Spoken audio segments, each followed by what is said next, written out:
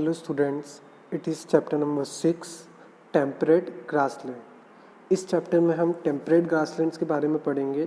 Temperate grasslands क्या होते हैं? मतलब एक लार्ज एरिया जिसमें क्या हो, सिर्फ ग्रास हो, है? मतलब वहाँ पर ट्रीज बहुत कम हो या फिर हो ही नहीं ना। First topic is location. Temperate grassland की लोकेशंस इस टॉपिक में हम पढ़ेंगे। Temperate grassland can be seen in both the southern hemisphere and the northern hemisphere.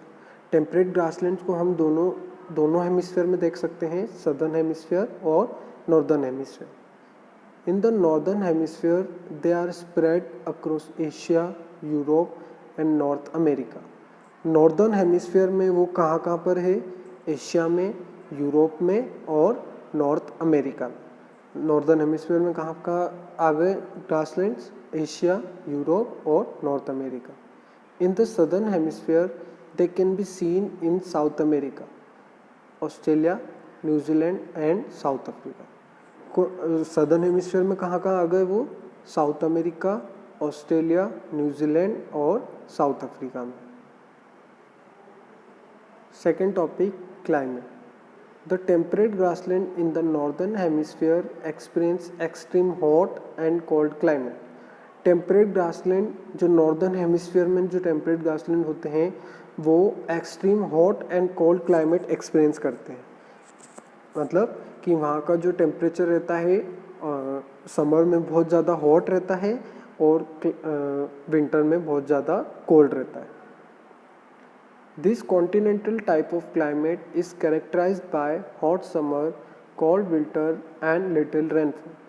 इस क्लाइमेट को हमने 3 पार्ट में डिवाइड करा है, 3 पार्ट में कैटेगराइज करा है। एक तो हॉट समर, बहुत ज़्यादा गर्मी, कोल्ड विंटर, बहुत ज़्यादा ठंड और लिटिल रेनफॉल, बहुत ज़्यादा मतलब बहुत कम बारिश। The grassland in the southern hemisphere are located along the sea coast and hence have a moderate climate than the grassland in the northern hemisphere. अब साउथ हेमिस्फीयर की जो ग्रासलैंड है वो कहाँ पर लोकेटेड है? सी कोस्ट के साथ में, सी कोस्ट के पास में, मतलब कोस्ट जो होते हैं उनके पास में सदर्न हेमिस्फीयर के ग्रासलैंड होते हैं। इसलिए वहाँ का जो क्लाइमेट है वो क्या है? थोड़ा नॉर्मल है, मतलब मॉडरेट है। किसके कंपैरिजन में? नॉर्दर्न हेमिस्फीयर के ग्रासलैंड के कंपैरिजन में। The southern temperate grasslands are neither too hot nor too cold and get a sufficient amount of rainfall. Southern temperate grassland ना तो ज़्यादा हॉट होते हैं और ना ज़्यादा कोल्ड होते हैं और वहाँ पर नॉर्मल एक सफिशिएंट अमाउंट की रेनफॉल भी हो जाती है। Cultivation of crop is possible in this grassland through out the year. यहाँ पर हम क्रॉप्स की कल्टीवेशन भी कर सकते हैं। इन जो ग्रासलैंड होती हैं यहाँ पर क्रॉप्स की कल्टीवेशन भी होती है थ्रू आउट द ईयर, पूरे ईयर में। Strong winds blow in the temperate grassland as the vegetation here primarily consist of grasses with little or no trees. इन जो टेम्परेट ग्रासलैंड से यहाँ पर बहुत तेज़ हवा चलती है। किसकी वजह से? बिकॉज यहाँ की जो वेजिटेशन है, मतलब यहाँ पर सिर्फ ग्रासेस है और ट्रीज या तो थोड़े हैं या फिर है ही नहीं। Next topic is vegetation and wild life. इस टॉपिक में हम वेजिटेशन और उसकी वाइल्ड लाइफ के बारे में पढ़ेंगे कि यहाँ पर क्या क्या ग्रो करते हैं और यहाँ की ग्रास कैसी होती है और यहाँ पर कौन कौन से एनिमल सर्वाइव करते हैं। जब vegetation in the temperate grassland primarily include tall and short grasses. Temperate grassland की वेजिटेशन में क्या आता है? सिर्फ टॉल एंड शॉर्ट ग्रासेस, मतलब यहाँ के सिर्फ ग्रासेस आती हैं और ट्रीज बहुत कम होती हैं। Tall grasses grow in areas that receive heavy rainfall while short grasses grow in area that have a continental climate. Toll grasses कौन से एरिया में ग्रो करते हैं? जहाँ पर बहुत अच्छी बारिश होती है, बहुत हैवी बारिश होती है। और शॉर्ट ग्रासेस कौन से एरिया में ग्रो करते हैं? जहाँ का क्लाइमेट कैसा हो? कॉन्टिनेंटल क्लाइमेट, मतलब वहाँ का जो क्लाइमेट है बहुत ज़्यादा ठंड है, वहाँ का जो क्लाइमेट है वहाँ बहुत ज़्यादा ठंडा है, तो उसकी वजह से रेनफॉल कम होती है और यहाँ और ग्रासेस, शॉर्ट ग्रासेस ग्रो करती है। During autumn the grasses wither and turn into hay. During autumn the grasses wither and turn into hay. Autumn का जो सीज़न होता है उसमें जो ग्रासेस क्या हो जाती है, बिल्कुल ड्राई हो जाती है, बिल्कुल सूख जाती है, एंड टर्न इनटू है, और वो किस में कन्वर्ट हो जाती है, है मतलब क्या होता है, जो हम कहते हैं ना गाय का चारा, उसी टाइप में कन्वर्ट हो जाती है। A few trees grow along the coast in the southern temperate grassland. और जो सदर्न टेम्परेट ग्रासलैंड है उसमें कुछ ट्रीज ग्रो करते हैं but come amount. The grassland in the temperate zone are inhabited by a variety of grazing animal and rodents. जो temperate grasslands होते हैं उनमें बहुत सारे एनिमल्स सर्वाइव करते हैं। कौन कौन से? Grazing animals. ग्रेजिंग एनिमल्स क्या होते हैं? जो घास खाते हैं। And rodents. रोडेंट्स क्या होते हैं? स्मॉल साइज के mouse. Varied wildlife are found in the grassland. Grassland में डिफरेंट टाइप्स की वाइल्ड लाइफ भी हमें मिल जाती है, जैसे कि bisons are commonly found in the grassland of North America, and lions, elephant and antelopes are found in the grassland of South Africa, while the Australian grasslands are home to koala bears, kangaroo and wallabies. Bisons are commonly found in the grassland of North America. North America के grassland में क्या मिलते हैं? Bison. Bison you can see in this picture. इस type के animal कहाँ पर मिलते हैं? नॉर्थ अमेरिका के grassland. Lion, elephant and antelopes ये कहाँ पर मिलते हैं? साउथ अफ्रीका के ग्रासलैंड। लायंस, एलिफेंट और एंटेलोप। एंटेलोप क्या होता है? एक एनिमल रहता है, अफ्रीकन एनिमल, जिसके सर पे क्या रहते हैं? हॉर्न्स रहते हैं, और उनकी जो लेग्स रहती है वो बहुत थिन होती है। और कोआला बियर्स, कंगारू और वॉलबीस ये कहाँ पर ग्रो करते हैं? ये कहाँ पर सर्वाइव करते हैं? ऑस्ट्रेलियन ग्रासलैंड में। कोआला बियर्स, कंगारूज और वॉलबीस। वॉलबीस क्या होते हैं? एक स्मॉल साइज के kangaroos. Cattle are the most important animal across all grassland. Cattles are most important animal. Cattle जो होती हैं वो बहुत इम्पोर्टेंट एनिमल रहते हैं। कैटल मतलब जो गाय भेड़ रहती है, गाय बैल, वो ग्रासलैंड की इम्पोर्टेंट एनिमल्स रहते हैं। Life in the grassland. Next topic is life in the grassland. Grassland की लाइफ कैसी है, वहाँ पर कैसे लोग सर्वाइव करते हैं, इस टॉपिक में हम पढ़ेंगे। The major occupation of the people in temperate grassland is agriculture and livestock farming. यहाँ के पीपल की जो मेन ऑक्यूपेशन है, मेजर ऑक्यूपेशन है, क्या लोग वर्क करते हैं, मेन वर्क क्या करते हैं? Agriculture and livestock farming. Agriculture जो फार्मिंग हम कहते हैं, नॉर्मल फार्मिंग, एग्रीकल्चर खेती, और लाइवस्टॉक फार्मिंग मतलब जो एनिमल्स को जो पालते हैं लोग, उसे क्या कहते हैं? Livestock farming. Since the grassland have rich soil, people here grow a variety of food crop such as corn, wheat, barley, oats and soybean. यहाँ की जो सॉइल होती है वो क्या है? रिच होती है, मतलब यहाँ के जो लैंड होते हैं वो फर्टाइल होते हैं, यहाँ पर क्रॉप्स अच्छी ग्रो करती है। इसकी वजह से पीपल यहाँ पर डिफरेंट टाइप्स की फूड क्रॉप्स ग्रो करते हैं, जैसे कि corn, wheat, barley, oats and soybean. इस टाइप के फूड क्रॉप्स ग्रो करते हैं। Another major economic activity of the people is livestock rearing. यहाँ के लोगों की मेजर इकोनॉमिक एक्टिविटी क्या है? एक और लाइवस्टॉक रियरिंग, मतलब पशुओं को पालना, मतलब जो एनिमल्स होते हैं उनको पालना, ताकि हम उनमें से जो सब्सटेंस प्रोड्यूस होता है, for example milk, wool, meat, ये सब उसे हम क्या कहते हैं? Livestock rearing. People in the grassland live on huge farms that are called ranches or homesteads in North America and Australia and estancias in South America. यहाँ के जो लोग होते हैं वो बड़े बड़े फार्म्स में रहते हैं. People in the grassland live on huge farms. Huge farms में लोग रहते हैं, ग्रासलैंड के लोग, जिन्हें हम क्या कहते हैं, रेंचेस और होमस्टेड्स. नॉर्थ अमेरिका में और ऑस्ट्रेलिया में क्या बोलते हैं उन्हें, रेंचेस एंड होमस्टेड्स, रेंचेस या फिर homesteads. And estancias in South America. South America में क्या बोलते हैं, estancias. Cattle are reared here for dairy products and meat. यहाँ की जो कैटल है, यहाँ की जो गाय बैल है, गाय और ये सब है, फीमेल काव या फिर मेल काव, उन्हें क्या करते हैं, रियर करते हैं, उन्हें पालते हैं for dairy products. Dairy products के लिए इन्हें पालते हैं. जितने भी डेयरी के जो प्रोडक्ट्स रहते हैं, मिल्क, कर्ड, बटर और मीट के लिए भी इन्हें पालते हैं. Sheep rearing is practice for both meat and wool in many parts of Australia. Australia के कुछ पार्ट्स में शीप रियरिंग भी होती है. शीप रियरिंग मतलब शीप्स को पालना, जिससे हम उनमें से क्या निकाल सके, मीट या फिर वूल. Some part of temperate grasslands are inhabited by nomadic tribes.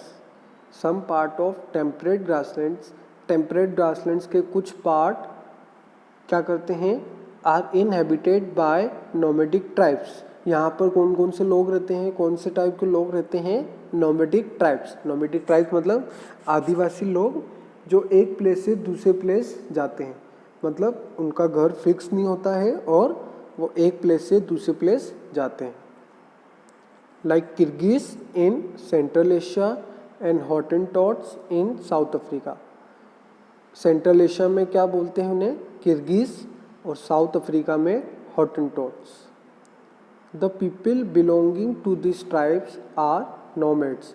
That is they have no fixed home and travel from one place to another with their herd of cattle, sheep, goat and horses. The people belonging to these tribes are nomads. यहाँ के जो लोग हैं, मतलब ये जो tribes के जो लोग हैं, उन्हें हम क्या कहते हैं, उन्हें क्या कहते हैं, नोमैड्स. नोमैड्स क्या होते हैं, जिनका फिक्स होम नहीं होता है, मतलब एक परमानेंट होम नहीं रहता है, परमानेंट घर नहीं रहता है, और वो एक प्लेस से दूसरे प्लेस अपने एनिमल्स के साथ इधर उधर मूव करते हैं. Let us read in detail about the prairies of North America. अब हम नॉर्थ अमेरिका की प्रेरीज के बारे में पढ़ेंगे. Prairies of North America. Prairies क्या होती है, प्रेरीज एक लार्ज लैंड जो किससे कवर्ड है, ग्रास से, और वहाँ पर ज़्यादा ट्रीज या फिर थोड़े से भी ट्रीज नहीं होते. The vast grassland in North America, also known as prairies, extend from Canada to Mexico.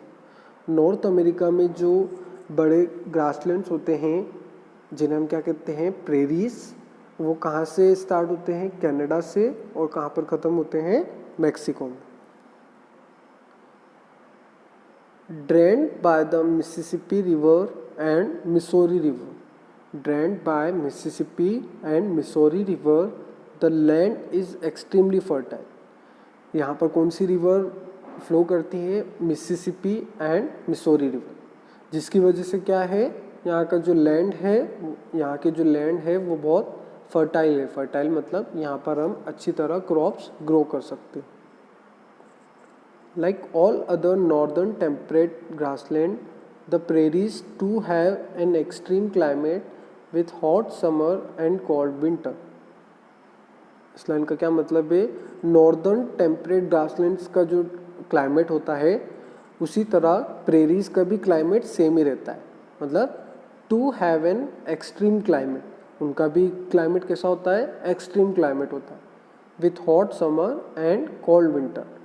और समर क्या होते हैं, बहुत ज़्यादा हॉट होते हैं, और विंटर बहुत ज़्यादा कोल्ड होते हैं. The prairies receive rainfall during summers. Prairies में बारिश कब होती है? समर में। The major occupation of the people is agriculture and farmers maintain large farms where corn and wheat are grown. The major occupation of people is agriculture. यहाँ के लोगों की ऑक्यूपेशन क्या है? मेन ऑक्यूपेशन क्या है? Agriculture.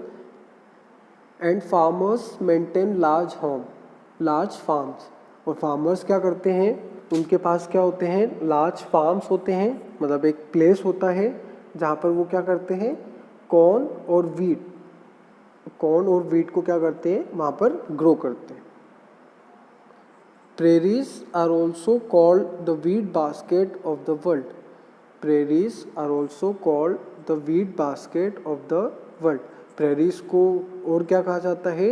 Wheat basket of the world. As the surplus is exported to other nations. क्यों कहते हैं wheat basket of the world? Because मतलब एक लार्ज क्वांटिटी में वीट क्या होती है? एक्सपोर्ट होती है। मतलब प्रेरीज से कहाँ पर जाती है? दूसरी कंट्रीज में। Here wheat is stored in tall cylindrical buildings known as silos. यहाँ पर जो वीट जो लार्ज क्वांटिटी में ग्रो करते हैं फार्मर्स, उन्हें वो कहाँ पर स्टोर करके रखते हैं? बड़ी सिलेंड्रिकल बिल्डिंग्स में। बड़ी बड़ी जो सिलेंड्रिकल बिल्डिंग्स होती हैं वहाँ पर वो स्टोर करके रखते हैं, जिन्हें क्या कहते हैं? Silos. Used mainly as grazing grounds, the prairies are now one of the largest cultivated land in the world and have mechanized farm. उनके जो ग्राउंड है वो काय के लिए यूज़ करते हैं? मतलब वो जो फार्म है वो ग्रेजिंग के लिए करते हैं, एनिमल्स को फीड करवाने के लिए। प्रेरीज के जो प्रेरीज के जो लैंड है वो क्या है? लार्जेस्ट कल्टिवेटेड लैंड है। मतलब वहाँ एक बल्क क्वांटिटी में, बहुत ज़्यादा क्वांटिटी में क्रॉप्स ग्रो करते हैं, वीट ग्रो करते हैं।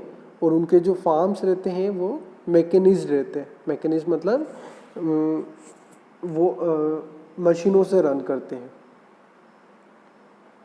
Corn is the main crop in the eastern prairies while wheat is grown in the western prairies. Eastern prairies में क्या मेन क्रॉप है? कॉर्न। और वेस्टर्न प्रेरीज में क्या है main crop? Wheat.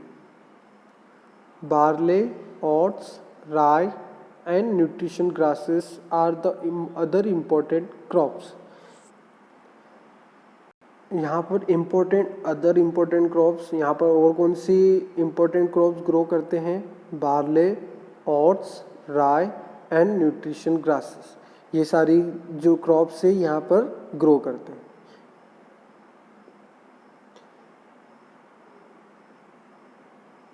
Cattle rearing is another important occupation in this reason.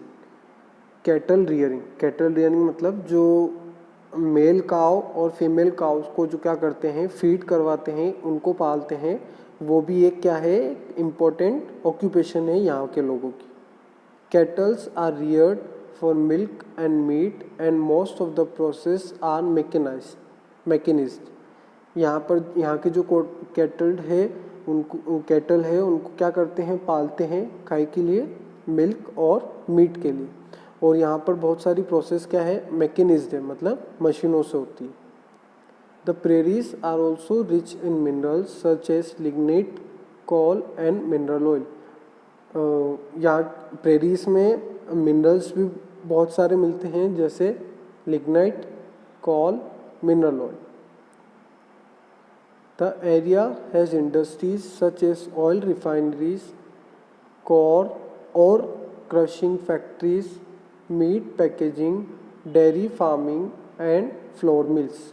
यहाँ पर और कौन कौन सी इंडस्ट्रीज़ है? Flour mills, dairy farming, oil refinery और crushing factories, meat packaging. People in the prairies have a high standard of living. यहाँ के लोगों की मतलब यहाँ के लोगों के जो रहने की स्टैंडर्ड है वो बहुत हाई है। Yes, last topic remember. इस टॉपिक में चैप्टर कंप्लीट हो गया है। इस टॉपिक में हम चैप्टर में मेन पॉइंट्स क्या है वो पढ़ते हैं। Temperate grassland can be seen in both the southern hemisphere and northern hemisphere. Temperate grasslands को हम दोनों साउदर्न हेमिस्फीयर और नॉर्दर्न हेमिस्फीयर में देख सकते हैं। The grassland in the northern hemisphere experience extremes of climate. जो नॉर्दर्न हेमिस्फीयर के जो ग्रासलैंड है वहाँ का जो क्लाइमेट है वो बहुत एक्सट्रीम है, मतलब ज़्यादा गर्मी होती है और ज़्यादा ठंड होती है। The vegetation in the temperate grassland primarily consist of tall and short grasses. Temperate grassland में क्या अवेलेबल रहते हैं? Tall and short grasses. Agriculture is the main occupation in the grassland. यहाँ के ग्रासलैंड के लोगों की मेन ऑक्यूपेशन क्या है? Agriculture. So here our chapter is completed and you will get videos of hard words and book activity. आपको book activity और hard words की videos मिल जाएगी next video में।